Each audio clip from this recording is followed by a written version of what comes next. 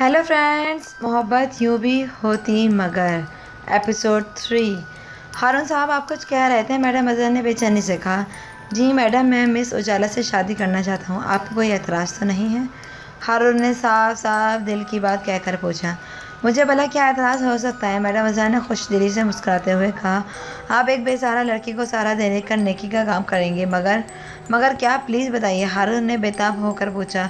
आपको 4 लाख रुपए हमें देना होंगे, मैडम अजहर ने कहा। देखिए, ये रकम हम इस इदारे पर ही खर्च करेंगे। आखिर हमने उजाला को 10 साल तक इस इदारे में रखा है। इसके खाने पीने, रिहाइश की सहूलतों, पढ़ने लिखने पर, लिबास पर हमारा भी तो बहुत रुपया खर्च हुआ है। हमें उजाला का रिश्ता आपको देने पर कोई एतराज़ नहीं है, बशर्ते आप हमें इसके बदले में 4 लाख रुपए कैश दे दें, मैडम अजहर ने हरीस लहजे में कहा। तो हारून को उजाला की तमाम बातें यकीनी तौर पर सच लगने लगीं। ये मैडम अजहर वाकई लालची थी। हारून को इस पर गुस्सा तो बहुत आया, मगर वो इसका इजहार करके अपनी मंजिल खोना नहीं चाहता था। लिहाजा चंद लम्हे के तौक़ुफ़ के बाद बोले, ठीक है, मंजूर है। आप इस जुमे को निकाह की तैयारी करें। इतनी जल्दी? मैडम अजहर हैरत से बोली। हमें तैयारी भी तो करना होगी। आपको सिर्फ उजाला को दुल्हन बनाना है, बाकी इंतजाम हम खुद कर लेंगे। हारून ने कोट की जेब से चेक निकाल कर कहा। 4 लाख रुपए आप वाकई दे रहे हैं? मैडम अजहर खुशी से बोली। बहुत कम कीमत लगाई है आपने इस हीरे जैसी लड़की की। हारून ने दिल में कहा, जी हाँ। हारून बोले, एक्सक्यूज़ मी मैडम। साजिद ने हारून का बाजू पकड़कर इसे उठाने का इशारा किया। यार क्या है? हारून झुंझला कर बोला। हारून, क्या हो गया है तुझे? प्यार हो गया है मुझे, हारून ने हंसते से जवाब दिया। उजाला से? साजिद बोला। हारून ने बड़े जज्बे से कहा, हाँ वो उजाला, प्यार का उजाला बनकर मेरे अंदर सरायत कर गई है, और साजिद में किसी ऐसी कीमत पर भी खोना नहीं चाहता। लगता है कि उजाला की कहानी सुनकर तुझे हमदर्दी का दौरा पड़ गया है। तुझे तो हमदर्दी में कुछ याद ही नहीं रहता। अपना सब कुछ दिलो जान से लुटाने के लिए तैयार हो जाता है हर किसी पर। साजिद ने इसकी इंसान दोस्त आदत का हवाला देते हुए कहा। यार, मैं उजाला पर वाकई दिलो जान से अपना सब कुछ लुटाने के लिए तैयार हूँ, हारून ने दिल से कहा। पागल तो नहीं हो गया तू? साजिद को अपनी जहनी हालत मशकूक सी होने लगी। तो जो दिल में समझ, मेरा दिल वाकई पागल होता जा रहा है उजाला की मोहब्बत में, और मैं मैडम अजहर को 4 लाख तो क्या 10 लाख भी दे सकता हूँ उजाला के बदले में, हारून ने बेसंजीदगी से कहा। तो इसके कान के करीब मुँह लाकर बोला, ओ भाई आहिस्ता बोल, मैं लालची मैडम के कान में अगर ये बात पड़ गई तो ना, वो तुझसे तेरी सारी जायदाद मांग लेगी उजाला के बदले। तो मांग ले, मैं दे दूँगा, हारून ने संजीदगी से कहा। तो सचमुच पागल हो गया है? साजिद ने फिक्रमंदी से इन्हें देखते हुए कहा। यार, उजाला के मुतालिक तुझे मैडम अजहर ने जो कुछ बताया है वो गलत भी तो हो सकता है। मुझे गलत सही की परवाह नहीं, हारून ने बेनियाजी से बोल दे।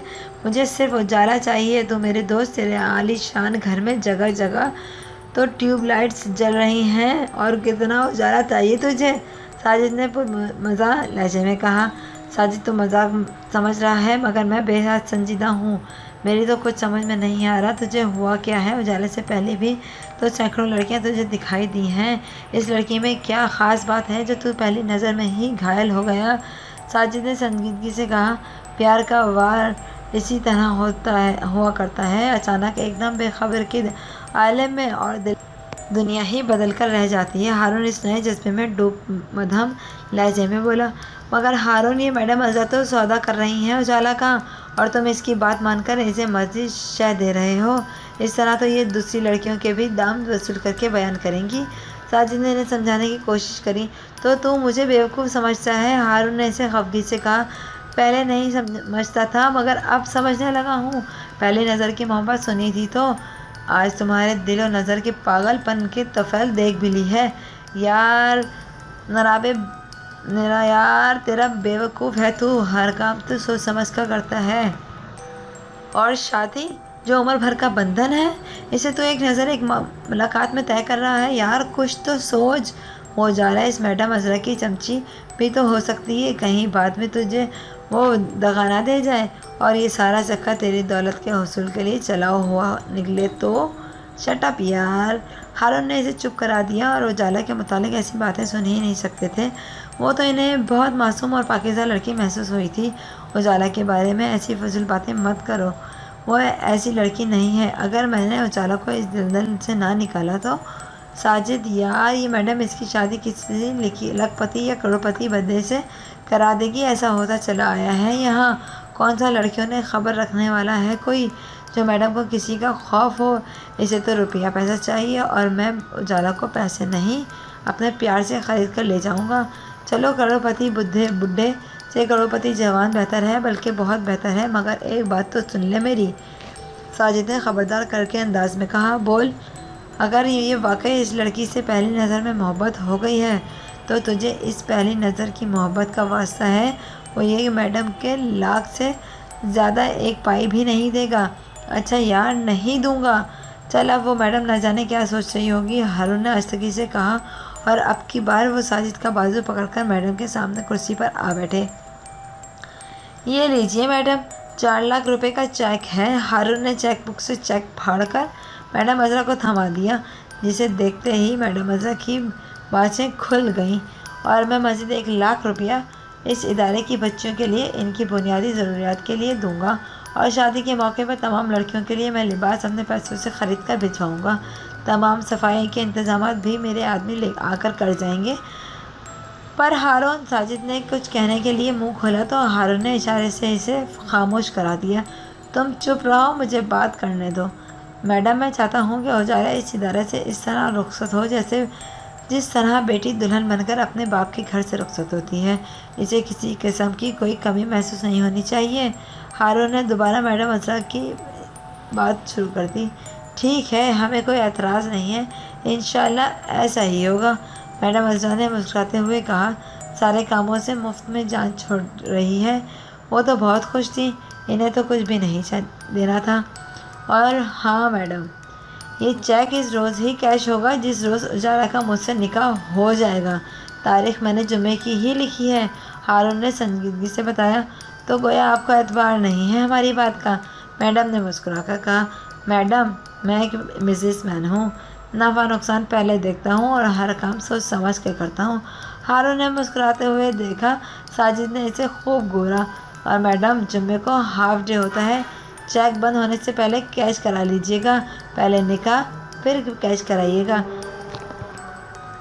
چیک کیش نہ ہونے کی صورت میں آپ 4 لاکھ کیش ہارون سے لے لیجیے گا، چیک واپس کر کے، کیونکہ میں نے صحیح کہا نا؟ ساجد نے جلدی سے کہنے کے بعد ہارون کی طرف دیکھا۔ ہاں صحیح کہا۔ ہارون ہنس پڑے۔ چلیے، آپ کو مبارک ہو، جمعے کے دن آپ آ جائیے، اجالا آپ کو دلہن کے روپ میں تیار ملے گی۔ میڈم عذرا نے ہنس کر کہا تو ہارون بولے، دلہن یعنی اجالا کے لیے لباس اور زیورات بھی میں اپنی ملازمہ کے ہاتھ شادی والے دن بھجوا دوں گا۔ آپ کسی قسم کا تردنا نہ کیجیے گا، جیسے آپ کی خوشی۔ میڈم عذرا نے مسکراتے ہوئے کہا، انہیں تو زیور اور کپڑے کی خرچ سے بھی چھٹکارا مل گیا تھا، اور 4 لاکھ روپے کا چیک بھی۔ ادارے کے سارے انتظامات، نیا سامان، سب کچھ مل رہا تھا۔ وہ تو بہت خوش تھیں، اور کیوں نہ ہوتی، سونے کی چڑیا آخر کام آ ہی گئی نا۔ ٹھیک مول لگا ہے اجالا کا، میڈم عذرا نے دل میں سوچا۔ اجالا اپنے کمرے میں بیڈ پر بیٹھی تھی اور ہارون کا دیا ہوا وزٹنگ کارڈ بڑے غور سے دیکھ رہی تھی کہ بلقیس اور اس کی ہم عمر لڑکیاں گروپ کی شکل میں کورس گاتی کمرے میں داخل ہوئیں۔ اس نے جلدی سے کارڈ اپنے تکیے کے نیچے رکھ دیا اور ان کی طرف دیکھ کر بولی، کیا ہوا ہے جو اس طرح گلے پھاڑ کر بے سری ہوئی جا رہی ہو؟ ارے واہ، ہم سے پوچھتی ہو بچی کہ کیا ہوا ہے؟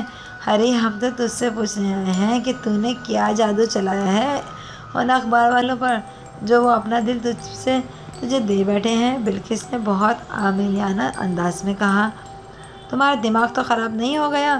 میں میڈم سے کہہ کر کسی دماغی امراض کے ماہر ڈاکٹر کو بلواتی ہوں، اجالا نے بیڈ سے اترتے ہوئے کہا تو وہ سب کہہ کے لگا کر ہنس پڑیں۔ بے وقوف، اتنے فلک شگاف کہہ کے مت لگاؤ، اگر کمروں کی چھتوں میں شگاف پڑ گئے نا تو بارش میں نہایا کرو گی برساتی مینڈکوں کی طرح، اجالا نے اپنے کانوں پر ہاتھ رکھ کر کہا تو وہ سب ہنس پڑیں۔ بات ٹالو مت، سچ سچ بتاؤ تمہیں کیسے لگے وہ؟ راحیلہ نے شوخی سے پوچھا۔ وہ کون؟ تم سب کس کی بات کر رہی ہو؟ اجالا سچ مچ نہیں سمجھی اور الجھ رہی تھی۔ لو جی، انہیں تو پتہ ہی نہیں ہے۔ ارے اس جمعے تمہاری شادی ہو رہی ہے، انجم نے دھماکہ کیا۔ وہ حیرت سے چیخ اٹھی، میری شادی؟ ہاں تمہاری شادی، وہ جو آئے تھے نا اخبار والے، ان سے، بلقیس نے مسکراتے ہوئے کہا۔ اس موٹے صحافی سے؟ اجالا کی نظروں میں ساجد کا بھاری بھرکم وجود آسما آ گیا۔ نہیں، اس کے ساتھ جو ہیرو ٹائپ شخص آیا تھا نا، اس سے ہو رہی ہے تمہاری شادی۔ میڈم نے تو وہاں کر دی ہے، اب تم ہاں کر دو گی؟ بنو رانی، انجم نے اس کی تھوڑی پکڑ کر چھیڑنے والے انداز میں مزید انکشاف کیا۔ میری شادی اتنی جلدی، اور وہ بھی ہارون صاحب سے؟ اجالا حیرت کے عمیق سمندر میں غوطہ زن تھی۔ وہ سب اسے کافی دیر تک چھیڑنے کے بعد کمرے سے چلتی بنی۔ میڈم اجالا نے اجالا کو الگ کمرہ دیا ہوا تھا۔ سبب یہ تھا کہ یہ ادارہ اجالا کے والد نے تعمیر کرایا تھا۔ اب اس کی بدقسمتی اسے یہاں ہی لے آئی تھی، تو انہوں نے اسے ایک علیحدہ کمرہ دے کر اپنی طرف سے اس پر احسان کر دیا تھا۔ اگر کبھی کسی وجہ سے جگہ کم ہو جاتی تو لڑکیوں میں آپس میں ناراضگی ہو جاتی، تو میڈم کہنے پر اجالا ایک دو لڑکیوں کو بخوشی اپنے کمرے میں ٹھہرا لیا کرتی تھیں۔ بعد میں میڈم انہیں سمجھا بجھا کر دوسرے کمروں میں یا ان کے سابقہ کمروں میں کھپا کر دیتی تھیں۔ ہارون صاحب نے مجھ سے شادی کا فیصلہ کیوں کیا، اور اتنی جلدی کیسے کر لیا؟ اس نے سوچا، مگر بآواز سوچ ہی تھی جسے میڈم عذرا نے واضح طور پر سنایا تھا۔ مسکراتے ہوئے اس کے قریب چلی آئیں اور بولی، تم ہو ہی اتنی حسین اور دل نشیں کہ دیکھنے والا پہلے ہی نظر میں تمہارا دیوانہ بن بیٹھے۔ میڈم، کیا یہ سچ ہے کہ میری شادی ہارون صاحب سے ہو رہی ہے؟ ہاں، یہ سچ ہے۔ اس جمعے کو تم ہارون صاحب کی دلہن بن جاؤ گی، میڈم عذرا مسکراتے ہوئے بتا رہی۔ مگر یہ سب اچانک کیسے ہو گیا؟ اجالا ڈیئر، رشتے تو آسمان پر بنتے ہیں۔ تمہارا رشتہ ہارون صاحب کے ساتھ لگا ہوا، وہ یہاں تک پہنچ گئے تھے، اور وہ تمہارے قیامت خیز حسن و سیرت کے آگے اپنا دل ہار بیٹھے۔ وہ بہت شریف انسان ہیں، تم یقیناً ان کے ساتھ خوش رہو گی۔ اب تم سو جاؤ اور شادی کے لیے خود کو ذہنی طور پہ تیار کر لو۔ شب بخیر۔ میڈم عذرا کے کمرے سے جانے کے بعد اس نے دروازہ اندر سے لاک کر لیا اور اب بیڈ پر آ کر تکیے کے نیچے سے ہارون کا وزٹنگ کارڈ نکالا، اور ہارون کا نام پڑھتے ہی حیا کے دنگ رنگ آپ کے چہرے پر بکھرنے لگے۔ مس اجالا، آپ خوش رہا کریں، اداسی اچھی نہیں لگتی بعض چہروں پر۔ جن چہروں سے ہم پیار کرنے لگتے ہیں نا، ان چہروں کی اداسی ہمیں تکلیف دیتی ہے۔ آپ کا نام اجالا ہی ہونا چاہیے تھا۔ ہارون کے یہ معنی خیز جملے اس کے دل میں سماعتوں کی شہنائیاں بجا رہے تھے۔ خوشی کا احساس اس کے روم روم میں سمایا گیا تھا۔ کوئی اسے یعنی اجالا فراز کو بھی چاہ سکتا ہے، اس کی تمنا کر سکتا ہے، اسے اپنانے کے لیے بے تاب ہو سکتا ہے، اتنی جلدی اس کے قلب کا طلبگار بن کر آ سکتا ہے۔ یہ سوچ کر ہی اسے ہارون پر پیار آتا رہا۔ اسے اپنی قسمت کی مہربانی آج پر محسوس ہو رہی تھی، ورنہ تو وہ ہمیشہ اپنی قسمت سے نانا ہی رہی تھی۔ اس کا خیال تھا کہ وہ اپنے حصے کی خوشیاں اور محبتیں اپنے والدین کی زندگی میں وصول کر چکی ہے۔ اب زندگی میں کوئی خوشی، کوئی محبت اس کی منتظر نہیں ہے، کوئی اس کے لیے محبت محسوس نہیں کرے گا۔ مگر ہارون کی صورت میں اسے خوشیوں اور محبتوں کا احساس پھر سے مل رہا تھا۔ وہ بہت مسرور ہو رہی تھی۔ Thank you friends. آگے کی اسٹوری سننے کے لیے پلیز سبسکرائب مائی چینل اور بیل آئیکن کا بٹن دبانا بالکل نہ بھولیں۔